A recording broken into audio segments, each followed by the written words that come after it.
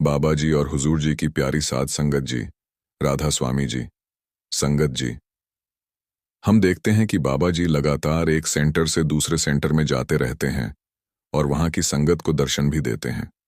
हाल ही में बाबा जी मसूरी गए थे और उसी दिन बाबा जी के हेलीकॉप्टर के पायलट साहब ने हेलीकॉप्टर में कुछ ऐसा देखा कि वो हैरान रह गया। और जब उसने बाबा जी से पूछा तो बाबा जी ने उसकी हैरानी और भी बढ़ा दी। पूरा वाक्य क्या है हम आपको इस वीडियो में बताएंगे और इस वाक्य को सुन लेने के बाद बाबा जी का एक संदेश भी हम आपको बताएंगे। यह संदेश बाबा जी की तस्वीरों को लेकर है। वीडियो में बने रहिए और कमेंट में राधा स्वामी लिखना मत भूलिए।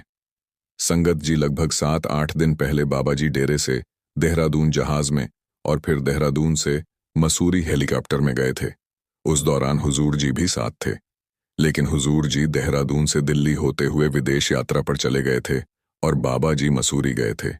लंबी यात्रा के बाद बाबा जी थके हुए थे तो मसूरी पहुंचकर बाबा जी ने कुछ आराम किया और फिर एक दिन मसूरी की संगत को दर्शन भी दिए और साथ में संगत के साथ सवाल जवाब भी किए। मसूरी में संगत लगभग 400 से 500 थी, क्योंकि पहाड़ी इलाकों में बाहर की संगत को सेंटर में जाने की अनुमति नहीं होती। बाबा जी उस दिन पैदल चलते हुए संगत के बीच पहुंचे थे। अपने प्यार और करुणा से सबको निहाल किया और जब दर्शन देकर लौटने लगे तो हेलीकॉप्टर के जरिए डेरे की ओर रवाना हुए। मसूरी से उड़ान भरने के कुछ ही पलों बाद हेलीकॉप्टर के पायलट साहब बहुत हैरान हो गए, जैसे उन्होंने कुछ ऐसा देखा या महसूस किया हो जिसकी उन्हें उम्मीद नहीं थी। उनकी नजर अचानक बाबा जी के चेहरे पर पड़ी। बाबा जी के चेहरे पर एक अलग ही आभा थी, एक अनोखा प्रकाश था जो अभी थोड़ी देर पहले मसूरी में बाबा जी के चेहरे पर नहीं था, बल्कि कहीं न कहीं बाबा जी के चेहरे पर थकान थी। लेकिन मसूरी से निकलते ही बाबा जी के चेहरे पर नूर था, अलग सा प्रकाश था। पायलट को यह बदलाव चौंकाने वाला लगा। वह तो बाबा जी के साथ पूरे दिन रहे थे। वे चुपचाप सोचने लगे कि कुछ ही मिनट पहले तो बाबा जी बिल्कुल थके हुए लग रहे थे, फिर यह तेज कहां से आ गया। आखिरकार पायलट साहब ने हिम्मत करके बाबा जी से विनम्रता से पूछा, बाबा जी संगत तो आपसे सवाल पूछ लेती है, लेकिन आपके सेवा में लगे हम लोग तो कभी कुछ कह ही नहीं पाते। क्या मैं आज एक बात पूछ सकता हूं? बाबा जी हल्के से मुस्कुराए, बोले, पूछ लो बेटा, दिल में कुछ भी दबाकर मत रखना, खुलकर पूछो। पायलट ने पूछा, बाबा जी आपके चेहरे पर अचानक इतना तेज और नूर कहां से आ गया? आप तो कुछ देर पहले तक थके हुए लग रहे थे, फिर ऐसा क्या हुआ कि आपके चेहरे पर अलग ही आभा, अलग नूर आ गया? बाबा जी ने बड़े ही सधे अंदाज में जवाब दिया, बेटा यह तेज इसीलिए आ गया क्योंकि अभी कुछ देर पहले मैंने मसूरी की संगत के दर्शन किए हैं। पायलट और ज्यादा हैरान हो गया। उसने कहा, बाबा जी आपने संगत को दर्शन दिए या आपने संगत के दर्शन किए? बाबा जी फिर मुस्कुराए और बोले, दोनों बातें एक ही हैं। संगत मुझे देखती है और मैं भी अपनी संगत को देखता हूं, इसमें कोई फर्क नहीं है। आज जब संगत सेंटर में आई थी तो कुछ आत्माएं बहुत ऊंची कमाई वाली थीं। ऐसी आत्माओं के दर्शन की चाह मेरे भी मन में होती है और इनके लिए मुझे खुद जाना पड़ता है। बाबा जी थोड़ी देर रुके, फिर बोले, आज मसूरी में जब मैं संगत के दर्शन कर रहा था, मेरी नजर कुछ ऐसी रूहों पर पड़ी जिनकी कमाई बहुत ऊंची थी। वह रोज कई कई घंटे बिना नागा भजन सिमरण करते हैं। जब मैंने उन्हें देखा तो उसी पल मेरे चेहरे पर तेज आ गया। इस तेज की और कोई वजह नहीं है। पायलट चकित रह गया और बोला, कई घंटे रोज भजन सिमरन, वह भी बिना नागा, यह कैसे संभव है बाबा जी? बाबा जी ने बड़ी गहराई से कहा, बेटा जिनके भीतर लगन होती है उनके लिए कुछ भी असंभव नहीं होता। जब कोई अपनी असल पहचान को जान लेता है तो उसका मन दुनिया की ओर से हट जाता है। उसे समझ आ जाता है कि यह संसार, इसके रिश्ते, इसकी दौलत सब कुछ क्षणिक है। जो आत्माएं इस सच्चाई को जान जाती हैं वह अपने परिवार की जिम्मेदारियां निभाते हुए भी मालिक के साथ गहरा रिश्ता जोड़ लेती हैं। थोड़ी देर चुप रहने के बाद पायलट ने एक और सवाल किया, बाबा जी आपके साथ तो और भी सेवादार होते हैं, फिर आपने यह तेज सिर्फ मुझे ही क्यों दिखाया? बाबा जी की मुस्कान फिर गहरी हो गई। बाबा जी बोले, बेटा क्योंकि तू सत्संगी तो है लेकिन भजन सिमरन नहीं करता। ये सुनते ही पायलट की आंखें भर आईं। पायलट साहब भावुक होकर बोले, बाबा जी, मेरे लिए तो आप ही सब कुछ हो। मेरी तो बस यही प्रार्थना है कि आप कभी मुझे खुद से दूर मत करना। कृपा बनाए रखना कि मैं सदा आपकी सेवा करता रहूं। बाबा जी ने बड़े प्यार से कहा, देख बेटा, तूने मेरे कितने ही सत्संग सुने हैं, लेकिन तूने उन बातों पर अमल नहीं किया। तू सेवा तो करता है मगर भजन सिमरन नहीं करता। पायलट ने थोड़ा तर्क करते हुए कहा, बाबा जी, जो हर समय मालिक के साथ रहता है उसे भजन सिमरन की जरूरत क्या? बाबा जी ने तुरंत स्पष्ट किया, बेटा, सवाल यह नहीं कि तू मेरे साथ है, सवाल यह है कि तू खुद अंदर से कितना जुड़ा है। बाहर से रिश्ता जोड़ने से कुछ नहीं होगा। अगर ध्यान तीसरे तिल में टिकेगा नहीं तो सब व्यर्थ है। संगत को मैंने कितनी बार समझाया है कि असली रिश्ता अंदर का होता है। बाहर की सेवा दर्शन यह सब हमारे मन को तैयारी के लिए चाहिए, ताकि नम्रता आ सके, संयम आ सके, मन से मोह हटे। पर मालिक से असली संबंध तो भीतर जाकर ही बनता है। बाबा जी की यह सारी बातें सुनकर पायलट भाव विभोर हो गया। उसकी आंखों से आंसू बहने लगे। बोला, बाबा जी, आज से मैं भी रोज भजन सिमरन के लिए समय जरूर निकालूंगा। बाबा जी ने प्यार से कहा, बेटा, भजन सिमरन के लिए कोई तय वक्त नहीं चाहिए। दिन में जब भी समय मिले बैठ जाया करो, और धीरे धीरे अभ्यास इतना बढ़ाओ कि 2.5 घंटे तक बैठ सको। थोड़ा रुककर पायलट ने फिर पूछा, बाबा जी, आपको कैसे पता चलता है कि कौन सत्संगी भजन सिमरन कर रहा है और कौन नहीं? बाबा जी ने हंसते हुए कहा, बेटा, अगर कोई मेरा बाल खींचेगा तो क्या मुझे पता नहीं चलेगा? इतना सुनकर पायलट की आंखों से झरझर आंसू गिरने लगे। फिर पायलट बोले, बाबा जी, मैं वादा करता हूं कि अब से हर हाल में भजन सिमरन करूंगा। बाबा जी ने प्यार से आशीर्वाद दिया, बेटा, करेगा तो तेरा ही लाभ होगा। थोड़ी देर बाद हेलीकॉप्टर डेरे में उतर गया। संगत जी, हम सोचते हैं कि बाबा जी को नहीं पता कि कौन भजन सिमरन करता है और कौन नहीं। तो ये हमारी गलतफहमी है, हमारी भूल है। जिन्होंने हमें नामदान दिया है उन्हें पता है कि अपनी रूहों से भजन सिमरन कैसे करवाना है। आइए अब बाबा जी के उस संदेश की तरफ बढ़ते हैं जो बाबा जी की तस्वीर को लेकर है। संगत जी, सबसे पहले हमें यह बात समझनी चाहिए कि जब भी हम कोई भी शुभ काम शुरू करते हैं तो हमारे मन में सबसे पहले अपने गुरु का ख्याल आता है। हम बाबा जी की तस्वीर के सामने हाथ जोड़कर शुक्राना करते हैं और कहते हैं, बाबा जी, आपकी मेहर से आज यह नेक काम होने जा रहा है। आपका बहुत बहुत धन्यवाद। शुरुआत भी आपके साथ हो रही है और आगे की संभाल भी आपको ही करनी है। इस तरह की अरदास हम अक्सर बाबा जी से करते हैं। यह भावना बिल्कुल सच्ची और सही है। ऐसा करना जरूरी भी है, क्योंकि जब हम हर काम में अपने गुरु को शामिल कर लेते हैं तो फिर गुरु खुद ही संभाल लेते हैं। यही वजह है कि डेरे द्वारा बाबा जी की तस्वीरें संगत को दी जाती हैं, ताकि हम हर पल अपने गुरु को याद कर सकें, उन्हें साथ रख सकें। लेकिन संगत जी, यहीं पर एक बड़ी गलती हो जाती है। कई लोग बाबा जी की तस्वीर को ही सब कुछ मानकर बैठ जाते हैं। वे समझ बैठते हैं कि तस्वीर की पूजा ही असल भक्ति है। ऐसी ही एक मिसाल एक पुराने सेवादार की भी है। अब तो वे संसार छोड़ चुके हैं, लेकिन जब तक जीवित रहे बाबा जी से उनका बेहद गहरा नाता था। उन्होंने पूरी जिंदगी बाबा जी की सेवा करते हुए बिता दी। एक समय था जब उनकी ड्यूटी बाबा जी की कोठी में लगाई गई थी, इसलिए उन्हें अक्सर बाबा जी से मिलने का अवसर मिल जाता था। सेवा की भावना उनमें इतनी गहरी थी कि आप और हम उसकी कल्पना भी नहीं कर सकते। लेकिन जब बाबा जी उनसे पूछते, भजन सिमरन कैसा चल रहा है, तो वे मुस्कुराते हुए जवाब देते, बाबा जी, मेरे लिए तो आप ही भजन हैं, आप ही सिमरन हो। आपके अलावा मुझे कुछ और दिखता ही नहीं। जब आप मेरे साथ हों तो मुझे भजन सिमरन की क्या जरूरत। बाबा जी हमेशा उन्हें समझाते, बेटा, जो मेरे अंदर है वही तेरे अंदर भी है।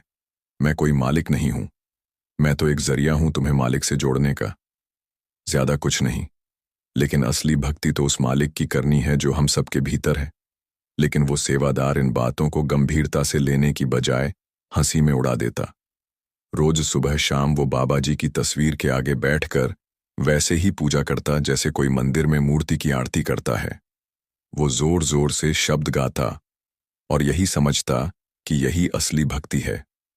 बाबा जी ने बार बार उसे समझाया, बेटा, मैं इस धरती पर संगत के बीच एक मकसद लेकर आया हूं, अगर मेरी संगत तेरी तरह सोचने लग गई तो मैं अपने मकसद में कभी सफल नहीं हो पाऊंगा। गुरु अपनी भक्ति करवाने नहीं आते। गुरु का मकसद खुद की पूजा करवाना नहीं होता। वो तो मालिक का पैगाम लेकर आता है। वो चाहते हैं कि उनकी संगत उस मालिक से जुड़ जाए जो हमारे भीतर है।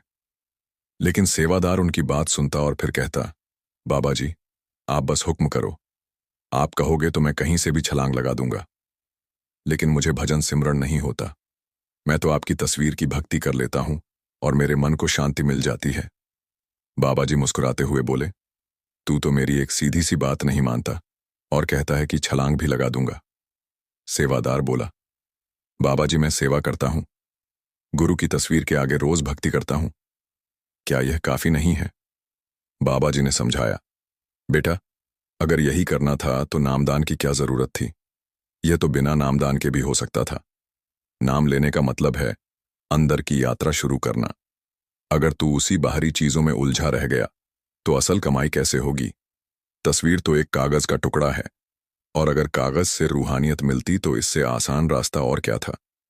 फिर बाबा जी ने स्पष्ट कहा, गुरु का काम है राह दिखाना। अगर संगत उस राह पर चलने को तैयार ही नहीं तो गुरु अकेले क्या कर सकता है?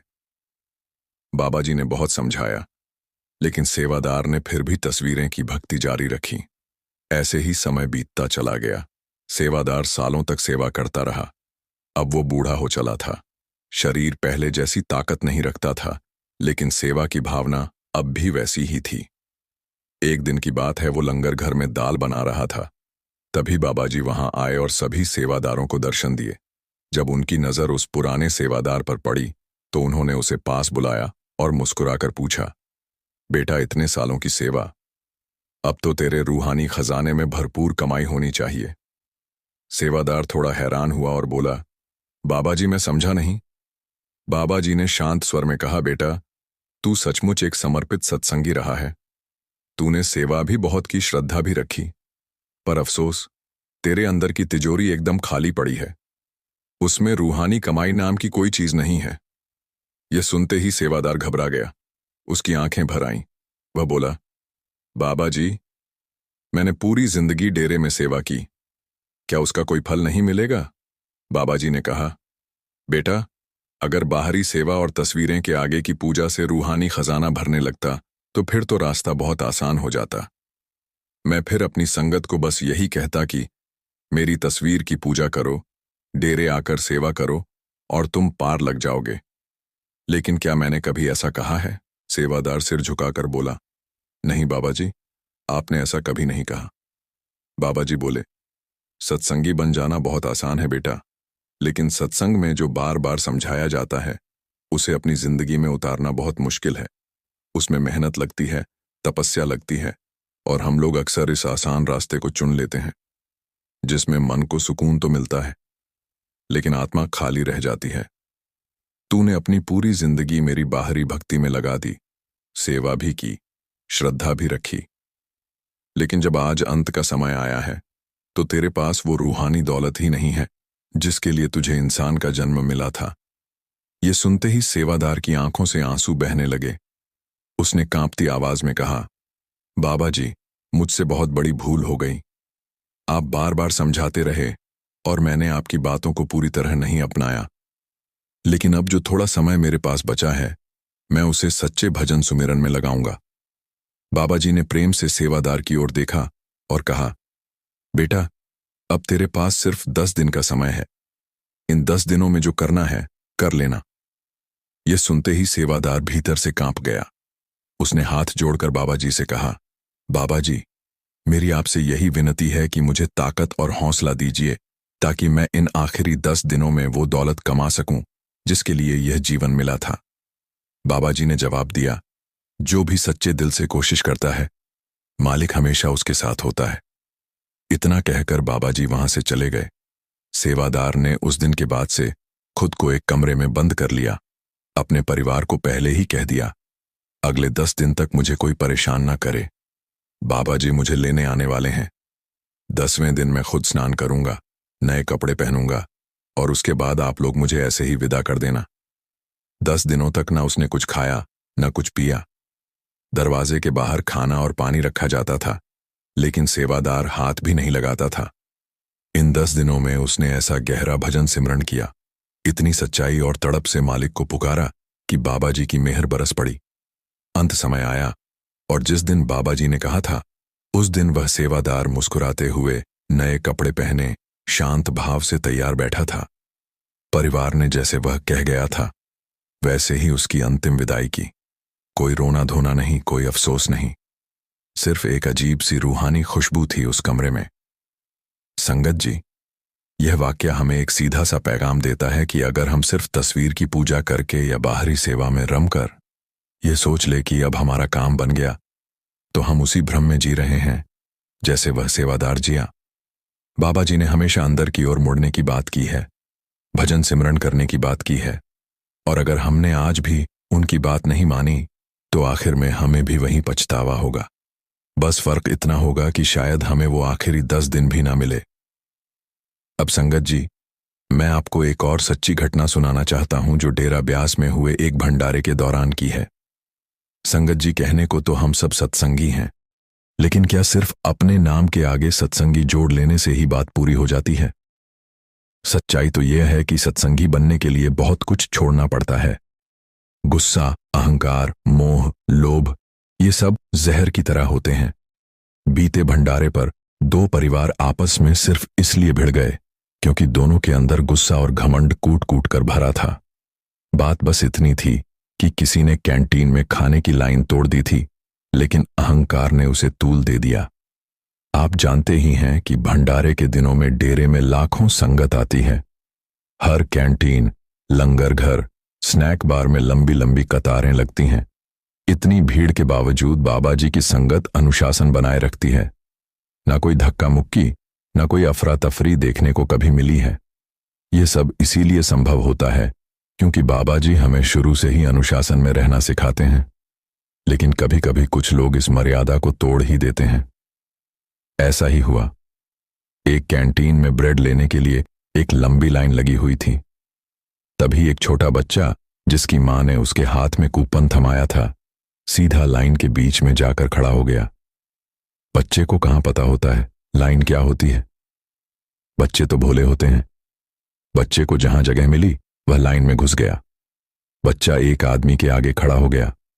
वह आदमी पहले से झुंझलाया हुआ था, 20 मिनट से लाइन में खड़ा था। उसने गुस्से में आकर उस मासूम बच्चे की बाजू पकड़ ली और उसे झटके से लाइन से बाहर कर दिया और चिल्लाकर बोला, हम क्या बेवकूफ हैं जो आधे घंटे से लाइन में लगे हैं। जब उस व्यक्ति ने गुस्से में आकर मासूम बच्चे का हाथ पकड़कर उसे लाइन से बाहर कर दिया तो ये नजारा बच्चे के पापा ने दूर से देख लिया। वह तुरंत गुस्से में भरकर वहां पहुंचे और सीधे उस व्यक्ति से जा भिड़े। गुस्से में तमतमाते हुए बोले, तू होता कौन है मेरे बच्चे को हाथ लगाने वाला। अब सामने वाला भी तैश में आ गया और बोला, बहस करनी है तो बाहर चल दे रहा है, इसीलिए चुप हूं, वरना बता देता तुझे हिम्मत क्या होती है। बात और बिगड़ गई। दोनों परिवारों के लोग जुट गए, एक दूसरे पर आवाजें कसने लगे, ताने देने लगे। माहौल इतना गर्मा गया कि ऐसा लगा जैसे कोई बड़ा झगड़ा हो जाएगा। बच्चे के पापा बार बार कहते रहे, तू मेरे बच्चे को कैसे धक्का दे सकता है, जरा भी तमीज नहीं है तुझमें। तो दूसरा आदमी भी झल्लाकर बोला, तमीज की बात मत कर, तेरा बच्चा लाइन तोड़कर मेरे सामने आकर खड़ा हो गया, क्या मैं मूर्ति बना खड़ा रहूं। बातों का लहजा अब धमकियों में बदल चुका था। तभी वहां एक बुजुर्ग सेवादार पहुंचे।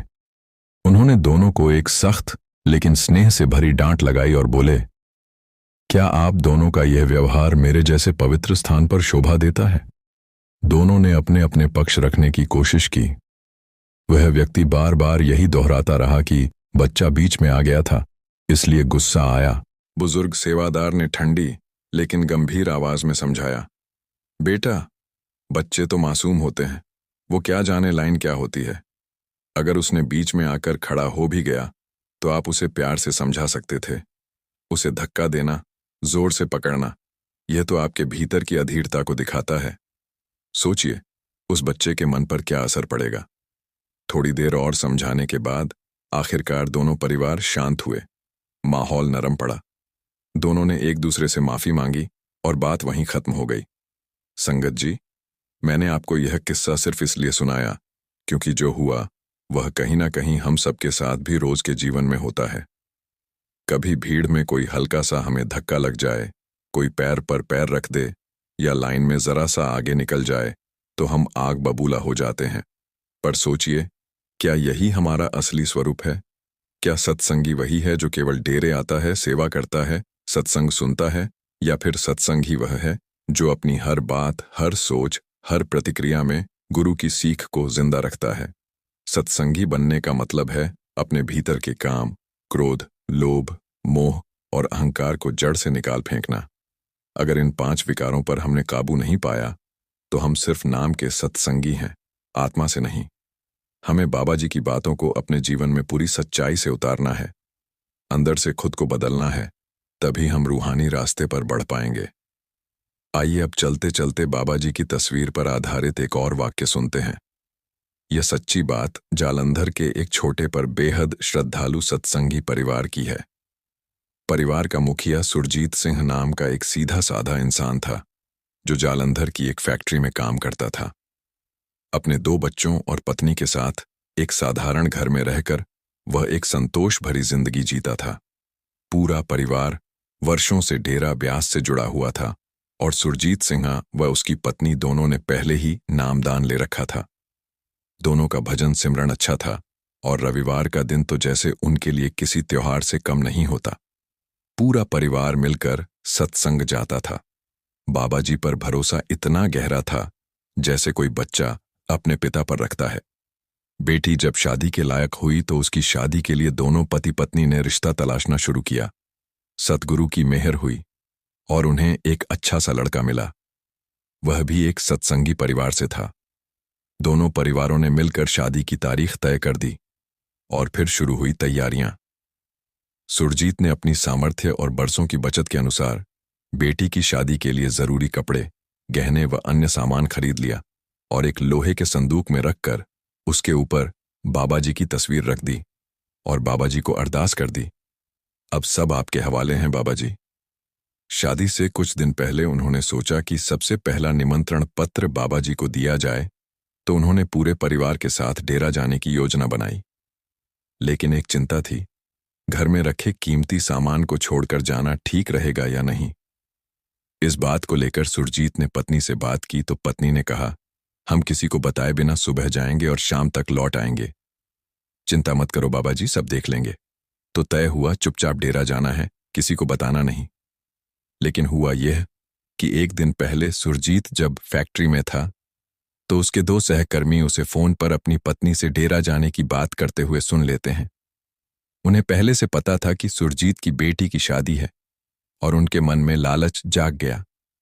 अगली सुबह सुरजीत अपने परिवार सहित डेरा रवाना हो गया और वो दोनों कर्मचारी सुरजीत के घर के दरवाजे का ताला तोड़कर अंदर घुस गए। उन्होंने घर की एक एक अलमारी खंगाली, लेकिन कुछ हाथ नहीं लगा। फिर उनकी निगाह उस लोहे के संदूक पर पड़ी और उन्होंने समझ लिया कि असली खजाना यही है। लेकिन संगत जी जैसे ही उन्होंने संदूक को हाथ लगाया, उन्हें जोरदार झटका लगा। एक ऐसा करंट जैसे बिजली का नंगा तार छू लिया हो। वो पीछे हटे तो समझ ही नहीं पाए कि ये क्या हुआ। फिर हिम्मत करके दोबारा हाथ लगाया और फिर वहीं झटका। अब उनकी नजर संदूक के ऊपर रखी बाबा जी की तस्वीर पर पड़ी और उन्हें यूं लगा जैसे बाबा जी उसी क्षण क्रोध में उन्हें देख रहे हों। उनका मन तो घबराया, लेकिन लालच अभी भी बाकी था। उन्होंने पास से एक लकड़ी उठाई और तस्वीर को हटाने की कोशिश की, लेकिन जिस तस्वीर को उठाना चाहते थे वह तो जैसे किसी शक्ति से चिपक गई थी। लकड़ी टूट गई और तस्वीर नहीं हिली। अब उनकी हालत पसीने पसीने हो चुकी थी। तीसरी बार फिर कोशिश की और फिर वही तेज झटका। अब तो उनके होश उड़ गए। डर के मारे दोनों वहां से भाग निकले, लेकिन भागकर भी चैन नहीं मिला। बाबा जी की तस्वीर बार बार आंखों के सामने घूमती रही।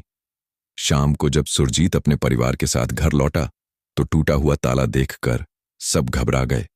अंदर जाकर देखा, संदूक वहीं था, संदूक का ताला भी वैसा ही, और सबसे बड़ी बात, सामान भी जस का तस था। कुछ ही देर में वही दोनों कर्मचारी हांफते हुए फिर से उसके घर लौटे और सीधे सुरजीत के पैरों में गिर पड़े। रोते हुए कहने लगे, भाई, हमसे बहुत बड़ी भूल हो गई, हमें माफ कर दो। हम तो समझते थे कि यह बस एक गुरु की तस्वीर है, पर आज हमें मालूम पड़ा कि तुम्हारा गुरु सिर्फ तस्वीर नहीं, एक जीवित शक्ति है। उन्होंने अपनी गलती मान ली और कहा कि वह बाबा जी से मिलकर माफी मांगना चाहते हैं। सुरजीत ने उन्हें माफ किया और प्यार से समझाया, भाई, बाबा जी से माफी मांगने के लिए डेरा जाना जरूरी नहीं। अगर मन से सच्ची तौबा करोगे तो बाबा जी तुम्हारी मां की आवाज भी सुन लेंगे। वो तो हमारे हर पल के साथी हैं। संगत जी, इस साखी से यही सीख मिलती है कि जब हम अपना भरोसा पूरे दिल से सद्गुरु को सौंप देते हैं तो फिर चिंता की कोई बात ही नहीं रहती। हमारी सीमित समझ जहां रुक जाती है, वहां से सद्गुरु की अपार शक्ति काम करना शुरू कर देती है। संगत जी, मुझे पूरा विश्वास है कि आपने इन चारों घटनाओं से कुछ न कुछ सीखा जरूर होगा। बाबा जी की प्यारी साध संगत जी, सभी को प्यार भरी राधा स्वामी जी। साध संगत जी, इस बात में जरा भी शक नहीं है कि भले ही जरूरत पड़ने पर हमारे साथ संसार का कोई भी इंसान खड़ा ना हो, लेकिन हमारे सतगुरु, हमारे बाबा जी हमेशा हमारे साथ खड़े होते हैं। उन्हें हमारी गरीबी या अमीरी से कुछ लेना देना नहीं होता। गुरु तो मालिक का ही रूप होते हैं और गुरु अपने शिष्य के भाव से प्रसन्न होते हैं, न कि उनकी हैसियत से या ऊंचे ओहदे को देखकर। साध संगत जी, आज की इस वीडियो में हम जानेंगे कि किन हालातों में बाबा जी ने अपने गरीब सेवादार की बहन की शादी करवाई थी। मुझे पूरा विश्वास है कि जो हम आपको बताने जा रहे हैं उसे सुनकर आपको यकीन हो जाएगा कि हम चाहे गुरु से कुछ मांगे या ना मांगे, लेकिन जो हमारे लिए ठीक होता है गुरु उसे अपने आप ही हमारी झोली में बिना मांगे डाल देते हैं। इसलिए मेरी संगत जी से विनती है कि वीडियो में आखिर तक बने रहने की कृपा जरूर करें। साध संगत जी, अब बड़े ही ध्यान से सुनना, क्योंकि घटना का एक एक शब्द दिल को झकझोर कर रख देगा। साध संगत जी, एक बहन के बड़े भाई होने के बावजूद बाबा जी को किस लिए एक बहन की शादी करवानी पड़ी थी? जिस सेवादार की हम आपको बात बताने जा रहे हैं वह आर्थिक रूप से बहुत ही कमजोर था, लेकिन इसने कभी इसके लिए बाबा जी से कोई शिकायत नहीं की थी। बड़े ही सच्ची लगन से डेरे की और बाबा जी की संगत की बहुत सेवा किया करता था। इसके माता पिता इस संसार में नहीं थे। संगत जी, जब इसकी उम्र पढ़ने लिखने की थी तब इसके माता पिता दुनिया से चले गए थे और छोटी सी उम्र में ही इसके ऊपर अपनी बहन की जिम्मेदारी आ गई थी। पिता के जाने के बाद इस सेवादार भाई ने अपने पिता की दुकान पर बैठना शुरू कर दिया और पढ़ाई छोड़ दी, क्योंकि घर चलाने के लिए कुछ न कुछ काम करने की जरूरत थी। कुछ सालों के बाद इस भाई की बुआ ने इसके लिए एक लड़की देखी और इन दोनों की शादी करवा दी। बाबा जी की ऐसी कृपा हुई कि इसकी पत्नी का रुझान अपने आप ही शादी के बाद सत्संग की तरफ होने लगा। यह दोनों ही रूहानियत से जुड़ गए। साध संगत जी, इनकी जो बुआ थी वह पहले से ही सत्संगी थीं और माता पिता के जाने के बाद इस भाई ने बुआ को ही अपनी मां समझ लिया था। उसकी बुआ ने भी अपनी जिम्मेदारी को बड़े ही अच्छे से निभाया था। बुआ ने भी सारी उम्र भजन, सिमरन और सेवा में लगाया था। कुछ साल और बीतने के बाद उनकी बुआ ने भी चोला छोड़ दिया। अब यह भाई अपने आप को बिल्कुल अकेला समझने लगा था, क्योंकि इसके सिर के ऊपर किसी भी बड़े बुजुर्ग का हाथ नहीं था। साध संगत जी, उसकी बुआ इस भाई को एक बात हमेशा समझाती थी। वह कहती थी, बेटा, अब तू और तेरी पत्नी भी रूहानियत से जुड़ गए हो तो मेरे जाने के बाद भी कभी अपने आप को अकेला मत समझना। बाबा जी ने तुम दोनों का हाथ थाम रखा है। तुम जाओ, हाथ छोड़ा भी लोगे, लेकिन बाबा जी तुम्हारा हाथ कभी नहीं छोड़ेंगे। बस तुम बाबा जी को ही अपने माता पिता मान लेना। बेटा, जब भी किसी दुविधा में पड़ो और दो रास्तों में से किसी एक को चुनना हो तो आंख बंद करके बाबा जी को याद करना और उस समय जो भी मन में आए वही रास्ता चुन लेना। तुम देखना, ऐसा करने पर कभी तुम गलत रास्ता नहीं चुन पाओगे। अपने आप सब काम बनते चले जाएंगे। इस भाई ने अपनी बुआ की यह बात हमेशा याद रखी और इसका और इसकी पत्नी का बाबा जी पर इतना गहरा विश्वास हो गया जितना आप और हम सोच भी नहीं सकते। साध संगत जी, इस भाई ने डेरे में सेवा ले ली और हफ्ते में एक दिन डेरे के लिए निकलने लगा। वहां डेरे में इसकी लगन और भाव को देखते हुए इसकी ड्यूटी आगे चलकर बाबा जी की कोठी में लग गई। वहां बाबा जी की कोठी में यह पूरे मन और लगन से धूप में भी सेवा करता था और बाबा जी से इसकी मुलाकात भी होने लगी थी। संगत जी, बाबा जी इसकी सेवा भाव को देखकर बड़े ही खुश होते थे। एक दिन बाबा जी ने इस भाई की परीक्षा ली। बाबा जी तो जानते थे कि इसकी आर्थिक स्थिति ठीक नहीं है, तो बाबा जी ने उस दिन उसकी परीक्षा लेने के लिए उसे अपने पास बुलाया और कहा, बेटा, तेरे सेवा भाव से मुझे बड़ी खुशी होती है, लेकिन तूने आज तक मुझसे सेवा के बदले कुछ नहीं मांगा, तो आज मांग ले जो तुझे चाहिए। बाबा जी की बात सुनकर भाई कहने लगा, बाबा जी, मैं आपसे क्या मांगूंगा? आपकी कृपा से सब कुछ तो है, लेकिन फिर भी आप बोल रहे हो तो क्या आप मुझे सच में दे दोगे? साथ संगत जी, तब बाबा जी ने मुस्कुराते हुए कहा, बेटा, तभी तो तुझसे पूछ रहा हूं। इस भाई ने कहा, बाबा जी, मुझे आपसे सिर्फ एक चीज चाहिए, आप मुझे कभी भी अपने से दूर मत करना।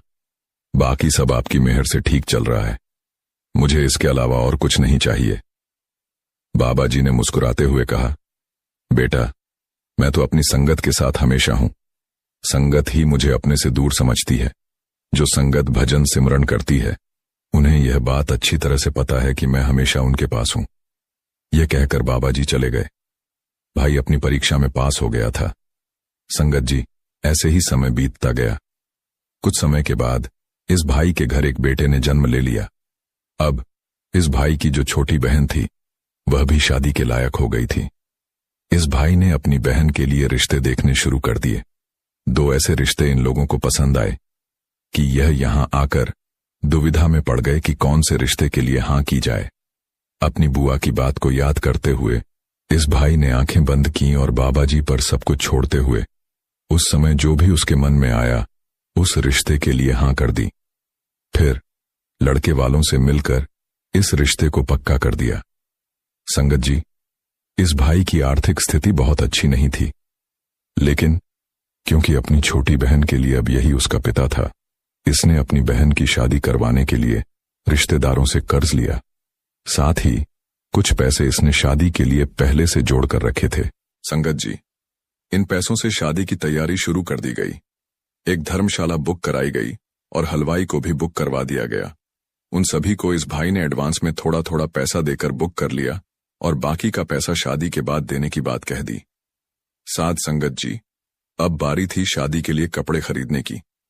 यह भाई अपनी पत्नी और बहन को लेकर पास वाले शहर में कपड़े खरीदने के लिए गया। उसने कुछ पैसे अपने साथ ले लिए और बाकी पैसे जो बहन के लिए गहने बनाए गए थे अपने घर पर ही रख दिए। आगे की खरीदारी के लिए यह लोग शहर की तरफ निकल पड़े। संगत जी, वहां दिन भर घूम घूम कर इन लोगों ने बहुत सारे कपड़े खरीदे और रात तक अपने घर लौट आए। लेकिन इनके पीछे इनके घर में रखा पैसा और गहने चोरी हो चुके थे, क्योंकि सभी जानते थे कि इनके घर शादी है। ऐसे माहौल में किसी की नीयत खराब हो गई। इन्हें इस घटना का कोई अंदाजा नहीं था। शादी के लिए जो कर्ज लिया गया था और जो गहने बनवाए गए थे, वह सब अब चोरी हो चुके थे। यह देखकर पत्नी और बहन बहुत घबरा गए, लेकिन यह भाई जरा भी नहीं घबराया। इसने अपने मन में बाबा जी से बात की। इसने कहा, बाबा जी, आपके होते हुए भी यहां सब हुआ, अब आपको ही सब कुछ संभालना पड़ेगा। साध संगत जी, इस भाई के चेहरे पर जरा सी भी घबराहट नहीं थी। यह अपनी बहन और पत्नी को समझाने लगा कि शायद चोरी करने वाले को उन पैसों की हमसे ज्यादा जरूरत होगी। अब शादी का दिन पास आ रहा था। क्योंकि इस भाई की बाबा जी से डायरेक्ट बातचीत थी, उसने सबसे पहला कार्ड बाबा जी को जाकर दिया और कहा, बाबा जी, मैं जानता हूं कि आप हमेशा मेरे साथ हैं, लेकिन मेरी बुआ कहा करती थीं कि जब भी कोई अच्छा काम करो तो अपने गुरु को उसमें शामिल जरूर करो। बाबा जी ने इस भाई का कार्ड ले लिया। बाबा जी तो सब जानते थे कि इसके पास शादी के लिए पैसे और गहने नहीं हैं। बाबा जी ने कार्ड ले लिया और वहां से बिना कुछ बोले चले गए। इस भाई ने भी बाबा जी से चोरी की कोई बात नहीं की और न ही बाबा जी से पैसों की कोई मांग की। साध संगत जी, इसको विश्वास था कि बाबा जी अपने आप सब संभाल लेंगे। अब शादी का दिन भी आ गया। इस भाई ने शादी से 3-4 दिन पहले फिर से खाने पीने वाले दुकानदार से कर्ज लिया। इसके अलावा उसने दोबारा गहने बनवाए और उन्हें ब्याज सहित लौटाने का वादा किया। शादी का दिन आया और बड़ी खुशी के साथ इस भाई ने अपनी बहन को विदा किया। साध संगत जी, बहन की विदाई के बाद इस भाई के ऊपर बहुत सारा कर्ज चढ़ चुका था। जिन जिन लोगों को एडवांस देकर बुकिंग करवाई गई थी, अब उनके बाकी पैसे देने का समय आ चुका था। इसके अलावा इसे 2 बार कर्ज पर गहने बनवाने पड़े थे, जिसके भी पैसे धीरे धीरे लौटाने थे। शादी के बाद यह भाई 4-5 दिन तक घर से नहीं निकला, क्योंकि अगर यह दुकान पर जाता तो पैसे मांगने वाले आ जाते और इसके पास देने को 1 भी रुपया नहीं था। लेकिन घर भी कब तक बैठ सकता था। 4-5 दिन के बाद फिर से दुकान पर जाना शुरू किया और ऐसे ही 10 से 12 दिन बीत गए, लेकिन एक भी इंसान पैसे मांगने के लिए नहीं आया। साध संगत जी, अब यह भाई हैरान हो रहा था कि वो लोग अपने अपने पैसे मांगने क्यों नहीं आ रहे थे। तो एक दिन हिम्मत करके यह भाई खुद ही एक एक करके उन सब के पास गया और यह सोचकर गया कि जहां वो लोग इतने दिन रुक गए हैं, तो मैं उनसे विनती करके कुछ दिन का समय और मांग लूंगा। तो सबसे पहले यह भाई हलवाई के पास गया, जिसका बकाया 5,000 था। तो भाई ने हलवाई से कहा, जी आपके मैं 5,000 1 महीने में लौटा दूंगा। तो हलवाई ने बड़ी हैरानी से कहा, भाई जी, क्या आप मेरे साथ मजाक करने आए हो? आपने खुद एक सरदार जी को भेजकर मेरे 5,000 शादी से अगले दिन भिजवा दिए। अब और कौन से 5,000 देने बाकी रह गए हैं? यह सुनकर यह भाई एकदम हिल गया और इसके बाद यह भाई बाकी और कर्जदारों के पास गया, कहने वाली दुकान पर भी गया और सभी ने यही कहा कि एक सरदार जी आए थे और वे आपका नाम लेकर पैसे दे गए हैं और कापी में से आपके नाम के आगे जो बकाया लिखा हुआ था उसको भी कापी से कटवा दिया है। साध संगत जी, अब इस सेवादार भाई का माथा चकराने लगा। उन दिनों में मोबाइल नहीं हुआ करते थे और यह भाई उसी समय घर की तरफ भागा और बाबा जी की एक फोटो को लेकर इन सब कर्जदारों को दिखाया और पूछा, यही आए थे पैसे देने? तो सबने हाँ कहा। जी हाँ, यही आए थे और ये कह रहे थे कि जहां आप सेवा करते हो वह उसी डेरे में वहां खुद भी एक सेवादार है। साध संगत जी, अब इस भाई के होश उड़ चुके थे और इसकी आंखों से आंसू बहने लगे। इसने सारी बात जाकर अपनी पत्नी को बताई। इसकी पत्नी भी सुनकर हैरान थी और वह कह रही थी कि बाबा जी शादी में आए और हमें पता भी नहीं चला। पत्नी को भी बाबा जी पर बहुत विश्वास था। पत्नी भी इस बात को सुनकर रोने लगी और दोनों बाबा जी का शुक्रिया किया। साध संगत जी, इसीलिए मैंने शुरू में कहा था, जब कोई साथ नहीं होता तो सद्गुरु तब भी हमारे साथ होते हैं, बस हमें विश्वास रखना चाहिए। साध संगत जी, संगत सेवा और भजन सिमरन को पूरा समय देती है तो मालिक भी हमारी खुशी का पूरा ध्यान रखता है, यानी स्वार्थ और परमार्थ दोनों बना देता है। साध संगत जी, आगे जो हम साखी आपको सुनाने जा रहे हैं वह एक ऐसे व्यक्ति की है जो बहुत ज्यादा अमीर होता है और बाबा जी से अकेले में मिलने आता है, जिसके पास हर सुख सुविधा थी, जो रुपये पैसे और रिश्तेदारों को ही सब कुछ मानता था। लेकिन जब वह सद्गुरु की शरण में आ गया, तब बाबा जी ने कैसे उसकी आंखों पर पड़ा पर्दा हटाया। आइए सुनते हैं इस साखी को, जिसे सुनकर आप रो पड़ेंगे और आपको यकीन हो जाएगा कि बाबा जी जिस रूह को अपनी ओर लगाना चाहते हैं वह कैसे मोहमाया का पर्दा हटा देते हैं। साध संगत जी, बाबा जी के पास एक अमीर आदमी आया जो बहुत ज्यादा अमीर था, जिसके पास बड़ी बड़ी फैक्ट्रियां थीं, जिससे वह अरबों रुपया कमाता था। उसके रिश्तेदार उसे बेहद पसंद करते थे और ऑफिस के लोग भी उसका बहुत सम्मान करते थे, लेकिन फिर भी वह बहुत उदास और दुखी रहा करता था।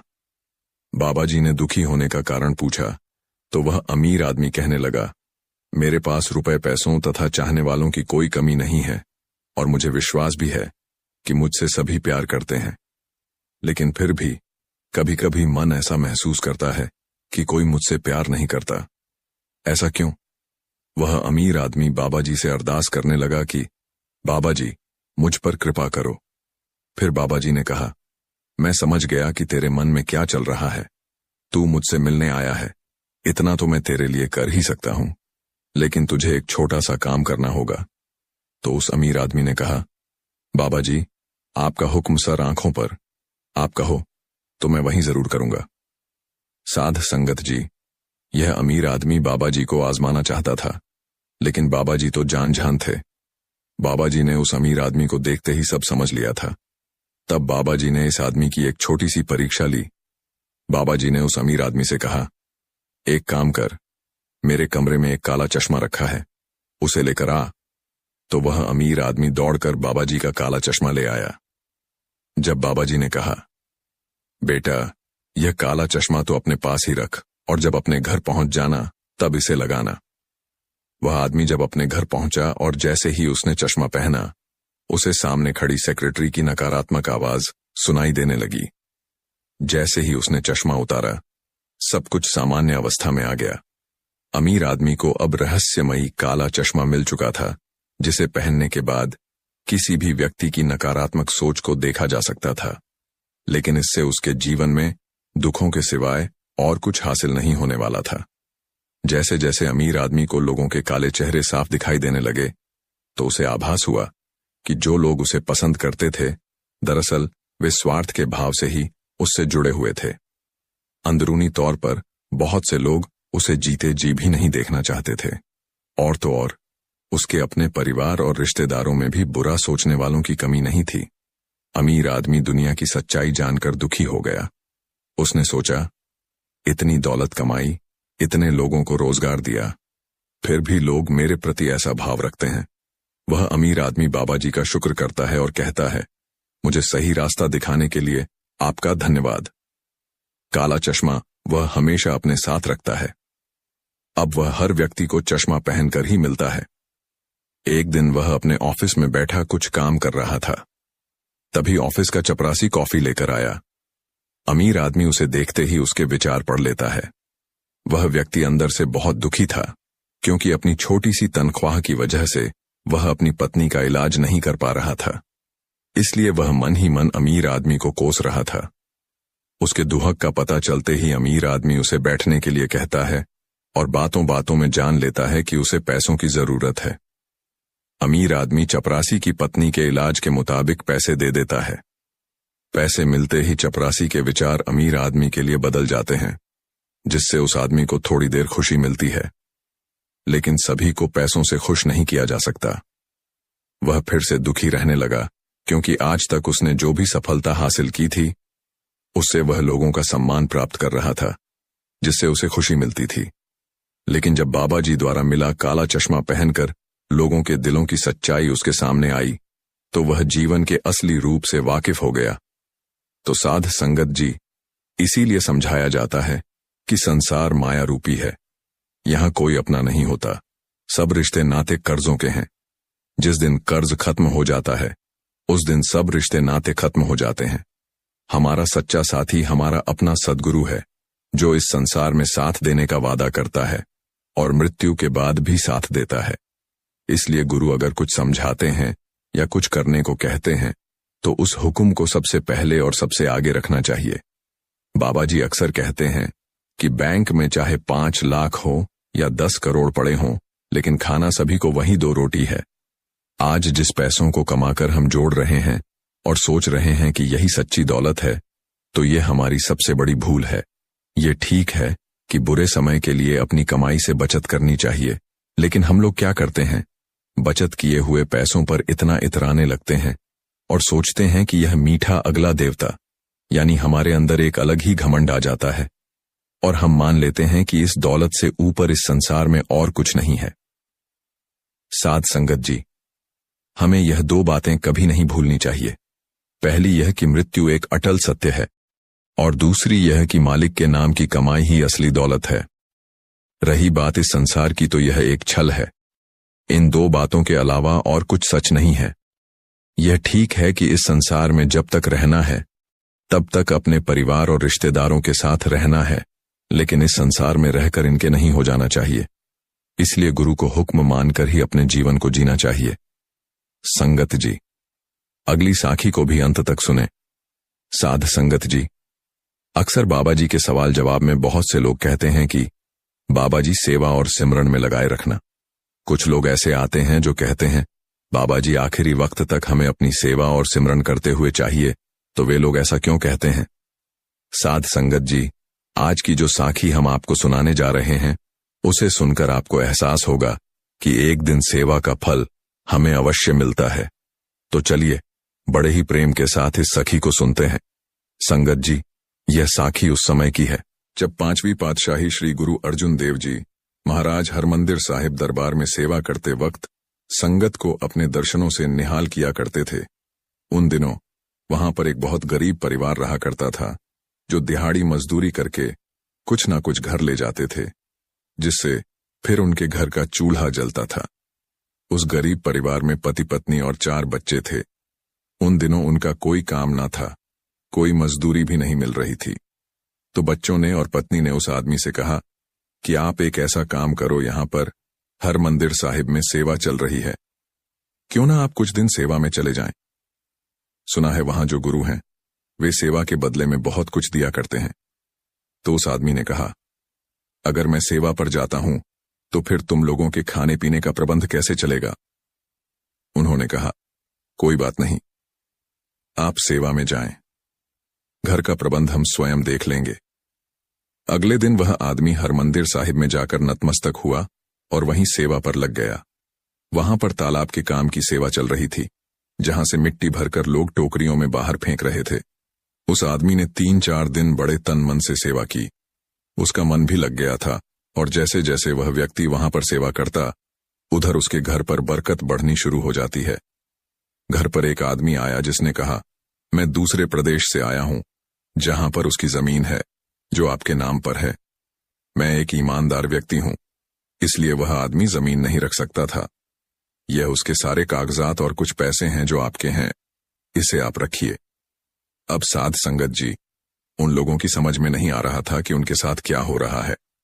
उन लोगों ने जमीन के पेपर और पैसे रख लिए। उनके बेटे ने कुछ कारोबार शुरू कर दिया, जिसमें बाबा जी की कृपा से अच्छा मुनाफा होना शुरू हो गया। उधर 7 दिन की सेवा के बाद शाम को उसकी वापसी का समय था। जब उसे वापस आना था तो गुरु साहिब ने उन सभी सेवादारों को बुलाया और सबको धन्यवाद दिया, उन्हें प्रसाद दिया और फिर कहा, अब आप लोग घर जाइए, आप पर गुरु घर की कृपा बनी रहे। यह बात सुनकर उस आदमी ने सोचा, मैं यहां 7 दिन की सेवा कर रहा हूं और गुरु साहिब ने केवल इतना कहा कि गुरु घर की कृपा बनी रहे। अब वह आदमी वहां से मायूस होकर प्रसाद लेकर चल पड़ा। जब वह घर जा रहा था तो रास्ते में एक सज्जन आदमी से मिला। वह सज्जन पुरुष जो भी लोग वहां से निकलते थे, उन्हें चाय, नाश्ता, लंगर आदि करवाता था और फिर उन्हें घर भेज देता था। अब जब वह आदमी सामने से गुजरा तो उस सज्जन ने उस आदमी से कहा, भाई साहब, क्या आप सेवा करके आ रहे हैं? तो चाय नाश्ता करके घर जाइए। उस आदमी को थोड़ी सी भूख लगी थी और वह थका हुआ भी था, तो उसने वहां बैठकर थोड़ा जलपान किया। अब उस सज्जन ने पूछा, आपको गुरु साहिब के दर्शन हुए होंगे? उस आदमी ने कहा, मैं पिछले 7 दिनों से वहां सेवा कर रहा था। आज जब वापस घर आया तो गुरु साहिब ने दर्शन दिए और कहा, गुरु, घर की कृपा आप पर बनी रहे। ऐसा कहते हुए वह आदमी बड़ा उदास दिखाई देने लगा। तो सज्जन आदमी ने कहा, सच में? आपको गुरु साहिब ने यह वचन कहे तो आपको तो खुश होना चाहिए। तब वह आदमी कहने लगा, मैं इन वचनों का क्या करूंगा, मैं तो बड़ा गरीब हूं। तब उस सज्जन व्यक्ति ने कहा, आप ऐसा करो कि मेरे पास सिर्फ 100 सोने की मोहरें हैं, आप ये मोहरें ले लो, लेकिन जो गुरुजी ने वचन कहे हैं वह वचन आप मुझे बोल दो।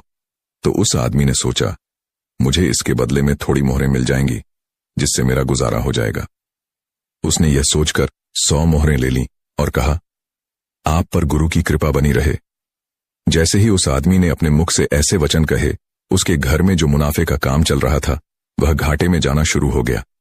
जब तक वह घर पहुंचा तब तक रात हो गई। घर जाकर जैसे ही अपने घर वालों के पास गया तो उसके बेटे ने कहा, पिताजी, आप इतने समय के लिए वहां थे।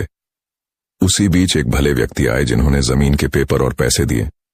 हमारा कारोबार भी अच्छा चल पड़ा, लेकिन आज 4 बजे से हमारी बरकत होनी बंद हो गई।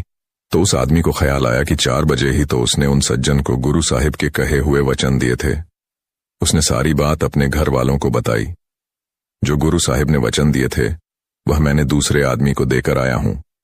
तभी से यह काम बंद हो गया। तो घर वाले पछताए और कहा, नहीं, आपको गुरु साहिब से माफी मांगनी चाहिए ताकि फिर कभी ऐसा ना हो। तो उसने वैसा ही किया। वह गुरु साहिब के पास गया और माफी मांगी, क्योंकि उसे इस बात का एहसास नहीं था कि सेवा का मूल्य क्या होता है। गुरु साहिब के वचनों का मूल्य क्या होता है? साधु संगत जी, हम में से कोई भी व्यक्ति यह नहीं जानता है कि एक दिन की सेवा का मूल्य क्या हो सकता है।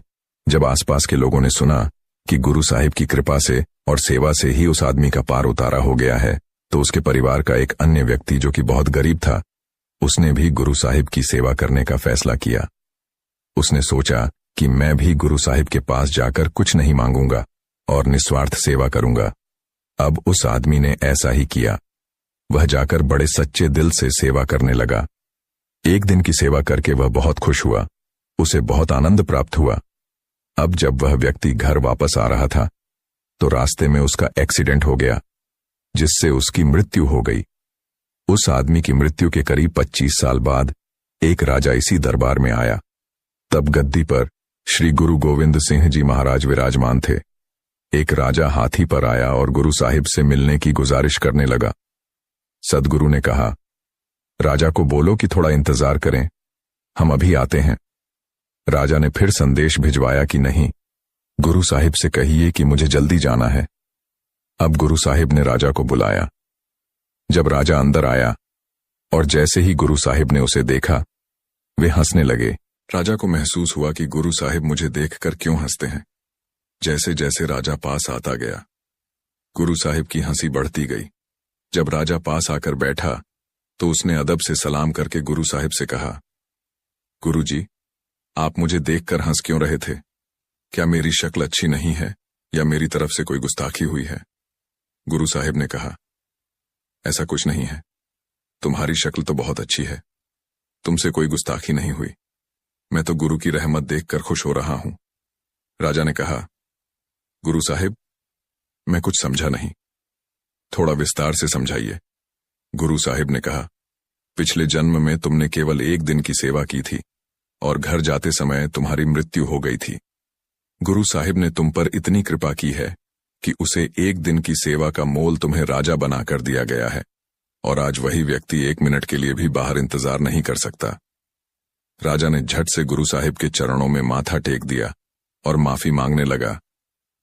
तो साध संगत जी, हम में से यह कोई नहीं जानता कि जो सेवा पर जाते हैं उसका मूल्य क्या होता है। गुरु हमें सेवा के बदले में क्या क्या देते हैं, हम तो यह सोच भी नहीं सकते। और साध संगत जी, हमने सोचना भी नहीं चाहिए। हमें तो केवल अपने गुरु की सेवा पालन पूर्वक करनी चाहिए। जब भी सेवा का मौका आए, हमें सेवा में तत्पर रहना चाहिए और निष्काम सेवा करनी चाहिए। कभी मन में यह ख्याल नहीं लाना चाहिए कि इसके बदले में गुरु हमें क्या देंगे। साध संगत जी, किसी भी व्यक्ति के जीवन में उसके किए गए कर्मों का प्रभाव अनिवार्य रूप से देखने को मिलता है। अच्छे और बुरे कर्म दोनों ही हमारे भविष्य को निर्धारित करते हैं। यह एक ऐसा सत्य है जो हर संस्कृति, धर्म और समाज में गहराई से निहित है। इस कहानी में हम एक ऐसे व्यक्ति की यात्रा के बारे में जानेंगे जिसने अपने जीवन में धन और शक्ति के पीछे भागते हुए कई गलतियां की। कर्मों का फल उसे एक ऐसे मोड़ पर ले जाएगा जहां उसे अपने कार्यों के परिणामों का सामना करना पड़ेगा। क्या वह अपने कर्मों की सजा को स्वीकार करेगा? क्या उसे अपने पिछले कर्मों का प्रायश्चित करने का अवसर मिलेगा? यह कहानी न केवल एक रोमांचक यात्रा है, बल्कि यह एक महत्वपूर्ण संदेश भी देती है कि हमें अपने कर्मों के प्रति सजग रहना चाहिए, क्योंकि अंत में वही कर्म हमें अपनी मंजिल तक पहुंचाते हैं। इस साखी में हम देखेंगे कि कैसे कर्मों का फल हमारे जीवन के रास्ते को बदल सकता है, और हमें यह समझाएगा कि हमारे अच्छे और बुरे कर्मों का फल हमें अंततः मिलकर रहता है। साध संगत जी, इस साखी का एक एक शब्द बहुत ही महत्वपूर्ण है। इसीलिए इस साखी को बहुत ध्यान से और पूरा सुनना, क्योंकि इसे सुनने में आपके हृदय को बड़ा आनंद आने वाला है। तो चलिए साखी को शुरू करते हैं। साध संगत जी, किसी गांव में एक रघु नाम का किसान रहा करता था। उस किसान के 2 पुत्र थे, जिनमें से एक का नाम विक्रम और दूसरे बेटे का नाम अर्जुन था। खेती बाड़ी करते हुए उनके दिन बड़े ही सुखपूर्वक व्यतीत हो रहे थे। सभी आराम और चैन से रह रहे थे। एक दिन की बात है कि वह बूढ़ा किसान बहुत ज्यादा बीमार पड़ गया। उसने अपने दोनों बेटों को अपने पास बुलाया और उनसे कहा, मेरे बच्चों, अब शायद मेरा अंतिम समय आ गया है। मैं चाहता हूं कि मेरे मरने के बाद तुम दोनों भाई आपस में बड़ी ही सहमति के साथ मिलजुल कर रहो और सुख शांति से अपनी जिंदगी गुजारो। मैंने बुरे वक्त के लिए कुछ अशर्फियां इकट्ठा की थीं, जिन्हें मैंने घर के पीछे जो बरगद का पेड़ है उसी के नीचे जमीन में दबा रखा है। अब वह तुम्हारे काम आएंगी, लेकिन मेरे बच्चों, तुम मुझसे यह वादा करो कि तुम दोनों आवश्यकता पड़ने पर ही उन्हें बाहर निकालोगे। वह दोनों कहने लगे, हम वादा करते हैं पिताजी, जैसा आप कहेंगे हम बिल्कुल वैसा करेंगे। धीरे धीरे समय व्यतीत होता गया। थोड़े समय के बाद ही उस बूढ़े किसान ने अपने प्राणों को त्याग दिया। छोटे भाई को अपने पिता के जाने का बहुत दुख हुआ। दोनों भाई ने अपने पिता का अंतिम संस्कार कर दिया, लेकिन बड़े भाई अर्जुन को अपने पिताजी के मरने का जरा भी दुख नहीं था। उसकी आंखों के सामने तो सिर्फ अशर्फियां ही घूम रही थीं। उस रात अर्जुन को नींद नहीं आ रही थी। वह बार बार करवट बदल रहा था। आधी रात के बाद सुबह होने से पहले ही वह उठकर बैठ गया। वह विचार करने लगा और सोचने लगा कि विक्रम के उठने से पहले मुझे अपना काम पूरा कर लेना चाहिए, वरना फिर कभी ऐसा मौका नहीं मिलेगा। यही सोचकर उसने जमीन खोदने का सामान उठाया और घर के पीछे उसी पेड़ के पास जाकर पहुंच गया जहां उसके पिताजी ने सोने को जमीन में गाड़ रखा था। कुछ ही क्षणों में उसने जमीन को खोदकर वहां से अशर्फियों को बाहर निकाल लिया। अशर्फियों को देखकर वह बहुत खुश हुआ और कहने लगा, वाह, इतनी सारी अशर्फियां! अब लगता है मुझे जिंदगी में कभी भी मेहनत नहीं करनी पड़ेगी और ना ही किसी चीज की कमी रहेगी। उसने तुरंत ही वह अशर्फियों से भरा घड़ा उठाया और दूसरे पेड़ के नीचे जाकर जमीन में गाड़ दिया और फिर आराम से घर में वापस आकर अपने स्थान पर जाकर दोबारा लेट गया। जब सुबह हुई तो छोटा भाई विक्रम अपने बड़े भाई अर्जुन को जोर जोर से आवाज देकर उठा रहा था। वह कह रहा था, बड़े भैया जल्दी उठो, गजब हो गया। हमारे घर के पीछे पेड़ के नीचे जमीन खुदी हुई पड़ी है और वहां से सारी अशर्फियां भी गायब हैं। मुझे लगता है कि कोई चोर हमारी सारी अशर्फियां चोरी करके भाग गया है। अर्जुन कहने लगा, अरे क्या बोल रहे हो भाई, चलो मैं देखता हूं। जब दोनों भाई उस जगह पहुंचे तो सच में ही वह जमीन खुदी हुई पड़ी थी। छोटे भाई विक्रम ने कहा, अब क्या करें भैया? मेरे विचार से हमें पहले राजदरबार में जाकर सूचना देनी चाहिए। अर्जुन कहने लगा, ठहरो करण, कहीं जाने की कोई जरूरत नहीं है। विक्रम ने कहा, लेकिन क्यों भैया? अर्जुन ने कहा, मैं अच्छी तरह से जानता हूं कि चोर कौन है जिसने जमीन में दबी हुई अशर्फियों को बाहर निकाला है। कर्ण चौंक गया और पूछने लगा, भैया क्या आप जानते हो कि वह कौन है? अर्जुन ने कहा, तुम जानना चाहते हो तो सुनो कि वह चोर कौन है। वह चोर तुम ही हो। यह सुनकर विक्रम कहने लगा, भैया यह आप क्या कह रहे हो? नहीं भैया, मैं कोई चोर नहीं हूं, मैंने कोई चोरी नहीं की है। अर्जुन कहने लगा, फालतू मत बोलो, तुम्हारे और मेरे अलावा इन अशर्फियों के बारे में और कोई नहीं जानता था। यह बात साफ है कि तुम अकेले ही सारा धन हड़पना चाहते हो। विक्रम ने यह सुनकर कहा, आप ऐसा मत कहो भैया, मैं सच कह रहा हूं कि मैंने कोई अशर्फियां नहीं चुराई हैं, मैं कुछ नहीं जानता। अर्जुन कहने लगा, तुम मुझे वह अशर्फियां लौटा दो, नहीं तो तुम इस घर के दरवाजे को अपने लिए हमेशा हमेशा के लिए बंद समझो। विक्रम उदास होकर बोला, ठीक है भैया, यदि आपको मेरी बात पर विश्वास नहीं है तो मैं यह घर ही क्या, इस गांव को छोड़कर चला जाऊंगा।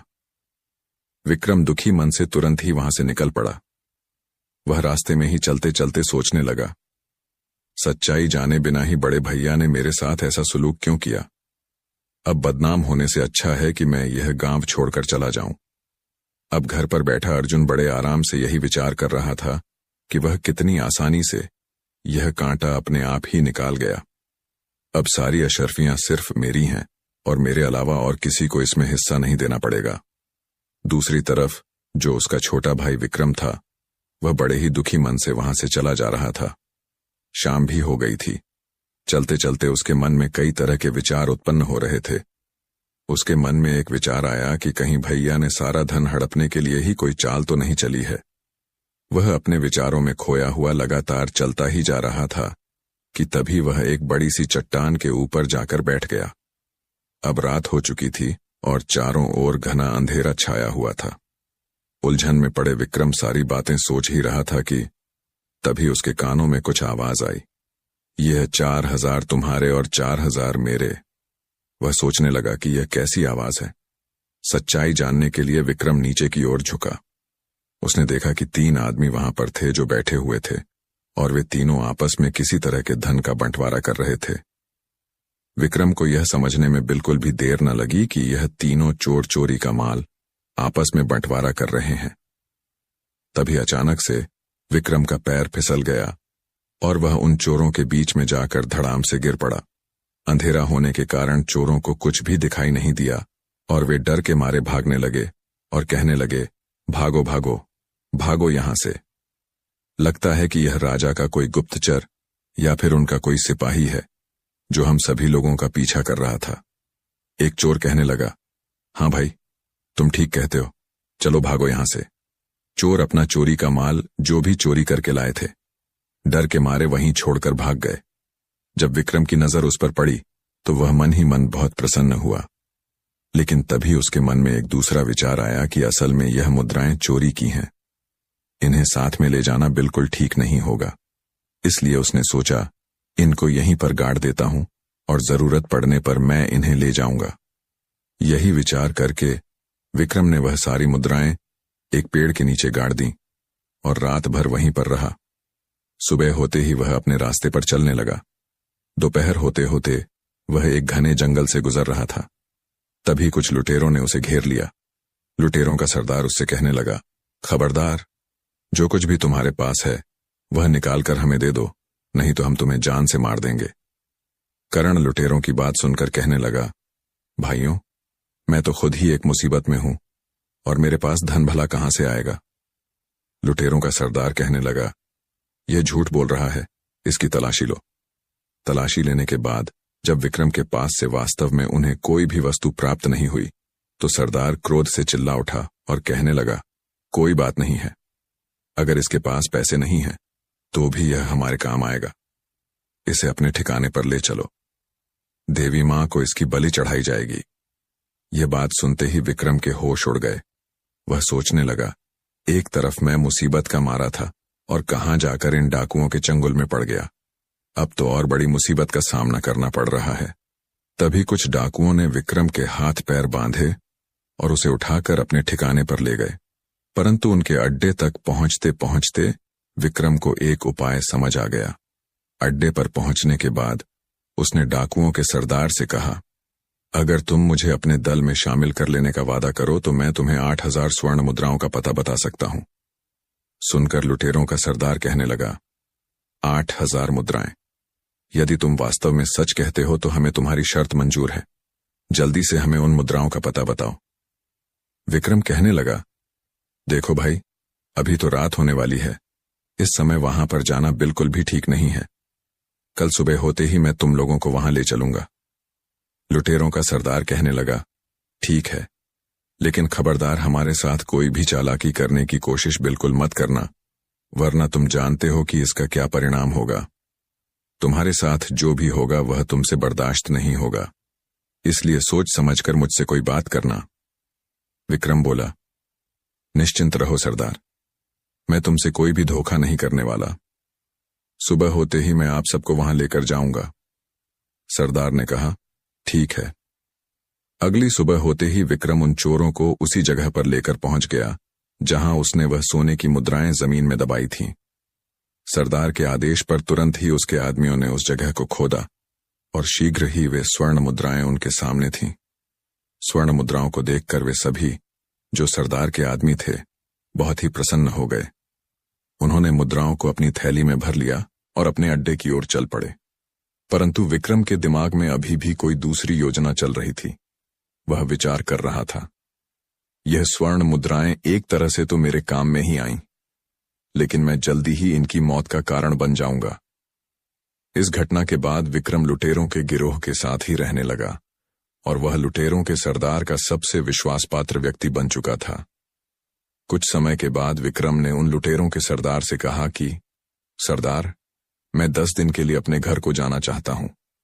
यदि आपकी इजाजत मिल जाए तो मैं अपनी बूढ़ी मां जो इस समय बीमार हैं। एक बार उनसे मिलना चाहता हूं। सरदार विक्रम की योजना से बिल्कुल भी अनजान था। वह विक्रम को अपना सबसे विश्वास योग्य आदमी मानता था। वह जानता था कि विक्रम उसका सबसे भरोसेमंद आदमी है और कभी भी उसके साथ किसी तरह का कोई धोखा नहीं कर सकता है।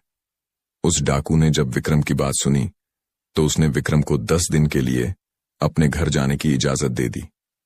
विक्रम अपने घर जाने के लिए रवाना तो हुआ, परंतु वह अपने घर जाने के बजाय राजा के महल की तरफ चला गया। उधर राजमहल में राजा पहले ही उस डाकू के आतंक से बहुत परेशान थे। वह अपने महामंत्री से कह रहे थे कि मंत्री जी, आखिर वह डाकू कब पकड़ा जाएगा? पूरा राज्य उसके आतंक से परेशान हो रहा है। मंत्री जी राजा की बात सुनकर कहने लगे कि महाराज, मैं अपनी तरफ से पूरी कोशिश कर रहा हूं। वह आतंकी जल्दी ही आपको कारागार में नजर आएगा और उसको उसके किए की सजा जरूर मिलेगी। उसी समय वहां एक पहरेदार आया और कहने लगा, महाराज की जय हो महाराज। एक व्यक्ति आपसे डाकू गब्बर के बारे में मिलना चाहता है। वह कहता है कि मैं उसके बारे में सब कुछ जानता हूं। उसकी बात को सुनकर महाराज कहने लगे, अच्छा, उसे तुरंत यहां लेकर आओ। वह सिपाही गया और कुछ समय बाद ही विक्रम को राजा के सामने लेकर पहुंच गया। विक्रम राजा से कहने लगा, महाराज को मेरा प्रणाम है महाराज, मेरा नाम विक्रम है।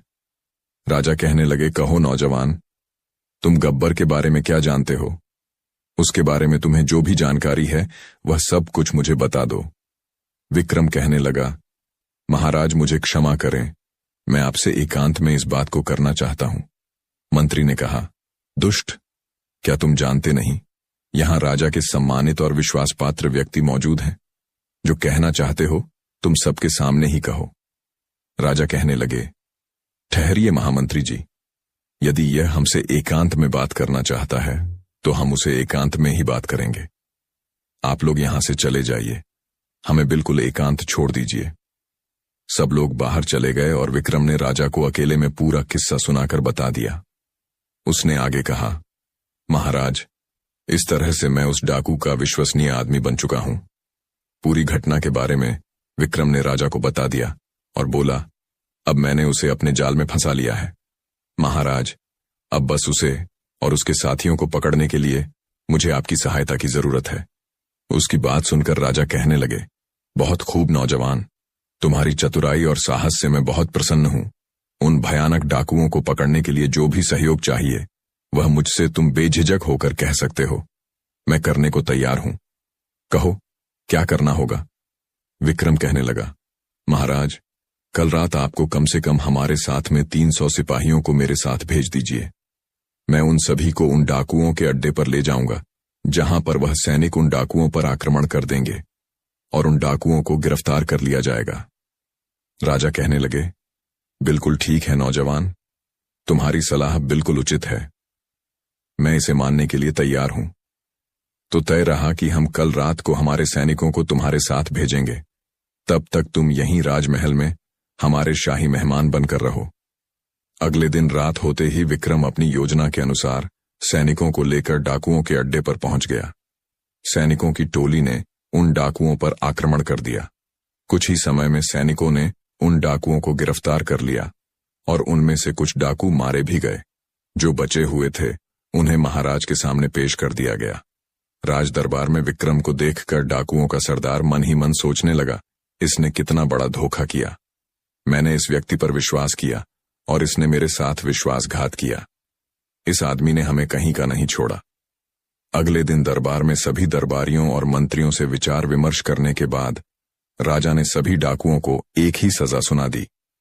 इन सभी खूनी दरिंदों को हम सजा ए मौत देते हैं, क्योंकि उन्होंने किसी के साथ कोई दयापूर्ण व्यवहार नहीं किया और ना ही रहम किया है, इसलिए इनको जीने का कोई अधिकार नहीं है। सैनिकों, अब तुम इन्हें ले जाओ और अगले 2 दिन में इन्हें फांसी पर लटका देना। इसके बाद राजा ने कहा, विक्रम, तुम्हारी बहादुरी से हम बहुत प्रसन्न हैं। आज से हम तुम्हें अपना सेनापति नियुक्त करते हैं। विक्रम ने यह सुनकर कहा, आपका धन्यवाद महाराज, जो आपने मुझे देश की सेवा करने के योग्य समझा। उधर दूसरी तरफ विक्रम का बड़ा भाई अर्जुन अपने पिता की मेहनत की कमाई को बुरे कामों में बर्बाद कर रहा था। क्योंकि वह उसकी खुद की कमाई नहीं थी और वह बेईमानी करके उस धन को प्राप्त किया था। उसे अब जुआ खेलने की बुरी लत लग चुकी थी। वह शराब और जुए में अपना सारा पैसा बर्बाद कर चुका था। उसकी हालत इतनी दयनीय हो चुकी थी कि उसके पास खाने के लिए अन्न तक भी नहीं था। पूरे गांव में वह इतना बदनाम हो चुका था कि अब उसे गांव में कहीं भी कोई काम नहीं मिल पा रहा था। इसीलिए उसने यह निश्चय किया कि इस गांव में भूखा मरने से अच्छा है कि मैं किसी दूसरे गांव में जाकर कोई काम धंधा ढूंढ लूं। इसी तरह से विचार करते हुए वह अपने घर से निकल पड़ा। वह चलते चलते उसी राज्य में पहुंचा जहां पर उसका भाई विक्रम सेनापति था। उसी नगर में वह किसी सेठ जी की दुकान पर गया और उनसे पूछने लगा, सेठ जी, क्या मुझे कोई काम मिलेगा? सेठ ने उसकी बात सुनकर कहा, अरे भाई, तुम तो चेहरे से ही चोर उचक्के लगते हो। तुम्हें भला कोई क्या काम देगा? इसीलिए मुझे माफ करो भाई और यहां से चले जाओ। अर्जुन सोचने लगा, ईमानदारी से शायद मुझे यहां पर कोई काम मिलने वाला नहीं है। अब तो पेट भरने के लिए मुझे चोर और उचक्का ही बनना होगा। तभी उसकी नजर सेठ के पास रखी हुई एक थैली पर पड़ी। उसे लगा कि स्वर्ण मुद्राओं से भरी हुई थैली है। उसने वहां से वह थैली उठा ली और तुरंत ही वहां से भाग निकला। सेठ को उसे पकड़ने का मौका ही नहीं मिला। वह बस चोर चोर चिल्लाता ही रह गया और वह वहां से रफू चक्कर हो गया। बाजार के कुछ लोग उसके पीछे भागे, लेकिन अर्जुन को ढूंढ नहीं पाए। मायूस होकर वे लोग वापस अपनी जगह पर लौट आए। इधर सेनापति बन चुका विक्रम अपना काम बड़ी ही ईमानदारी से कर रहा था। एक दिन की बात है, महाराज ने विक्रम को बुलाया और कहा, विक्रम, तुम एक बहुत ही बहादुर, बुद्धिमान और नेक आदमी हो। मैं चाहता हूं कि मेरी बेटी के साथ तुम विवाह कर लो। कहो, इस पर तुम क्या कहना चाहते हो? यदि तुम्हारी इच्छा हो तो मैं चाहता हूं कि मैं अपनी बेटी का विवाह तुम्हारे साथ कर दूं। विक्रम ने कहा, महाराज, यदि आपकी यही इच्छा है तो मैं इनकार नहीं कर सकता। मुझे यह विवाह स्वीकार है। विक्रम के इस फैसले से राजा बहुत खुश हुआ और कुछ ही दिनों में शुभ मुहूर्त को देखकर राजा की बेटी और विक्रम का विवाह कर दिया गया। विवाह को अभी कुछ दिन ही व्यतीत हुए थे और महाराज ने विक्रम को कहा, बेटा विक्रम, अब हम 70 साल के हो चुके हैं और इसलिए हम चाहते हैं कि अब राज्य की जो बागडोर है वह तुम संभाल लो। विक्रम ने कहा, आपको जैसा उचित लगे महाराज। अगले ही दिन विक्रम का राज तिलक कर दिया गया। महाराज तीर्थ यात्रा को निकल चुके थे। इस तरह से कुछ महीने व्यतीत होते हैं और उसके बाद जो सबसे बड़ी समस्या विक्रम के सामने आई वह थी अर्जुन, जो चोर बन गया था। वह उसी का सगा भाई अर्जुन था और वह अब तक का नामी और खतरनाक चोर बन चुका था। सैनिकों ने काफी प्रयास किया, लेकिन वह उसे पकड़ अच न सके। चोर उसी जंगल में एक पुराने मंदिर में रहा करता था। एक रात वह बैठा सोच रहा था कि कोई ऐसी तरकीब लगाई जाए कि मुझे बार बार चोरी करने की जरूरत न पड़े। एक बार में इतना माल उड़ा लिया जाए कि भविष्य में दोबारा चोरी नहीं करनी पड़े। अगर मैं एक बार राजा के खजाने पर हाथ साफ कर लूं तो मुझे दोबारा कभी भी भूखों मरने की नौबत नहीं आएगी और न ही कभी मुझे चोरी करने की कोई जरूरत पड़ेगी। फिर मैं किसी दूसरे देश में जाकर अपनी आगे की जिंदगी बड़े आराम से गुजार सकता हूं। अगली रात खजाने की चोरी करने के उद्देश्य से अर्जुन राजमहल में पीछे जा पहुंचा। हाथों में रस्सी लिए वह दीवार पर चढ़ने की सोच रहा था। दूसरी तरफ संयोग से उस चोर के बारे में सोचकर राजा को नींद नहीं आ रही थी। उस समय राजा महल की छत पर घूम रहे थे। जैसे ही अर्जुन रस्सी के सहारे छत के ऊपर चढ़ा, वहां पर मौजूद राजा विक्रम ने उसे देख लिया। राजा विक्रम ने अपनी तलवार निकाली और साथ ही अपने सिपाही को आवाज लगाई। कुछ ही पल में राजा के जितने सिपाही थे वह सभी वहां पर जाकर पहुंच गए। राजा ने सैनिकों से कहा, सैनिकों, गिरफ्तार कर लो इसे। अर्जुन ने वहां से भागने की पूरी कोशिश की, लेकिन किसी तरह से भागने में असफल रहा और सैनिकों ने उसे पकड़ लिया। विक्रम उसे देखकर कहने लगा, तुम तो मेरे भाई अर्जुन हो, लेकिन एक नामी चोर। मैं यह सपने में भी नहीं सोच सकता था कि मेरा भाई इतना बड़ा चोर निकलेगा। उसने आदेश दिया, सैनिकों को ले जाओ, इसे कारागार में डाल दो। सुबह ही हम दरबार में जब बैठेंगे तब इसकी सुनवाई करेंगे कि इसके साथ हमें क्या करना है। राजा की आज्ञा पाते ही सैनिकों ने अर्जुन को कारागार में डाल दिया। अब वह मन ही मन अपने किए पर पश्चाताप कर रहा था, रो रहा था और सोच रहा था कि मेरे ही बुरे कर्मों का फल आज मुझे मिल रहा है। मेरी बुरी नीयत ने मुझे आज पतन की इतनी गहराई में धकेल दिया है जहां से निकलना मुश्किल है। जबकि विक्रम, जिसे मैंने बेईमान बनाकर धक्के मारकर अपने घर से निकाला था, आज अपनी ईमानदारी और नेकी की वजह से वह इस राज्य का राजा बन गया है और मैंने उसके साथ बेईमानी की तो मेरी दुर्गति हो गई। मैं जिसके पास सब कुछ था, एक चोर बनकर के आज उसी के सामने उसी के बंदी गृह में पड़ा हूं। इधर विक्रम को नींद नहीं आ रही थी। वह सोच रहा था कि कल का दिन मेरी जिंदगी का सबसे कठिन दिन होगा। मुझे एक बहुत ही भयानक अग्नि परीक्षा से गुजरना होगा। क्या इस परीक्षा में मैं कामयाब हो पाऊंगा? मुझे भी समझ में नहीं आ रहा है। काश महाराज ने मुझे राजपाट न सौंपा होता तो कितना खुश होता। अपने भाई को अपने ही हाथों से मुझे सजा नहीं देनी पड़ती। अगले दिन दरबार में चोर अर्जुन को पेश किया जाता है। महाराज ने उससे कहा, अर्जुन, तुम्हारे ऊपर लगाए गए चोरी के सारे इल्जाम प्रमाणित हो चुके हैं। क्या तुम्हें अपनी सफाई में कुछ कहना है? अर्जुन ने कहा, बस इतना ही कहना चाहता हूं कि महाराज, मुझ जैसे नीच और शैतान आदमी को आप इतनी कठोर से कठोर सजा दें कि भविष्य में चाहकर भी कोई चोरी न कर सकूं और किसी के साथ कोई बेईमानी न कर सकूं। विक्रम ने कहा, ठीक है, हम तुम्हें ऐसी सजा देंगे। सैनिकों, ले जाओ इस चोर को और इसका एक हाथ और एक पैर काट दिया जाए। इसके बाद इसे देश की सीमा से बाहर निकाल दिया जाए। विक्रम का यह इंसाफ देख करके उसकी प्रजा और उसके मंत्री सब उसकी जय जयकार करने लगे।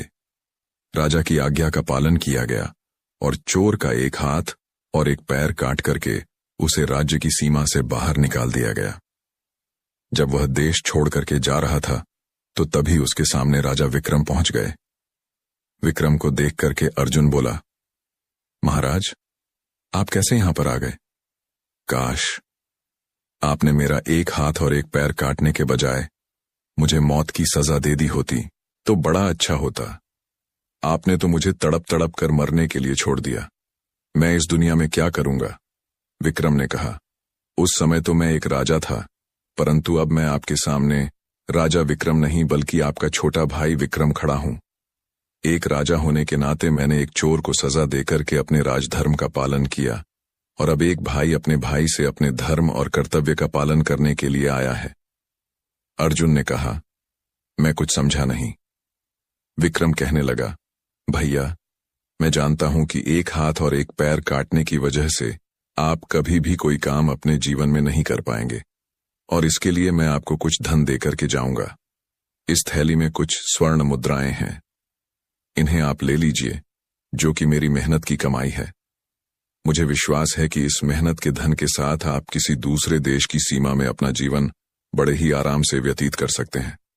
लेकिन भैया, आप इनकार मत करना, नहीं तो कभी भी मैं अपने आप को माफ नहीं कर पाऊंगा।